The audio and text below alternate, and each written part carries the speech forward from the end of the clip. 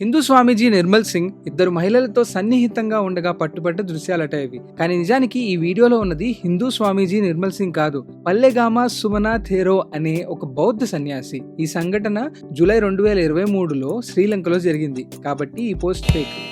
ఆలయానికి విరాళంగా ఇచ్చిన డబ్బు విషయంలో జరిగిన ఒక వివాదం కారణంగా పండితులు ఒకరిపై ఒకరు కాగడాలు విసురుకుంటున్న వీడియో అట ఇది. కానీ నిజానికి ఇది మంగళూరు ఆలయంలో శతాబ్దాల నాటి ఆచారాన్ని చూపిస్తున్న వీడియో. ఆలయ విరాళాల కోసం వివాదం కాదు కాబట్టి ఈ పోస్ట్ ఫేక్. మాజీ భారత క్రికెటర్ సచిన్ టెండూల్కర్ లండన్లోని లార్డ్స్ గ్రౌండ్లో ఉన్న విరాట్ కోహ్లీ చిత్రపటం ముందు నుంచొని దిగిన ఫోటో అట ఇది. కానీ నిజానికి సచిన్ తన చిత్రపటాన్ని లార్డ్స్ గ్రౌండ్లో ఆవిష్కరించినప్పుడు తీసిన ఫోటోను ఎడిట్ చేసి ఈ వైరల్ ఫోటోను తయారు చేశారు కాబట్టి ఈ పోస్ట్ ఫేక్.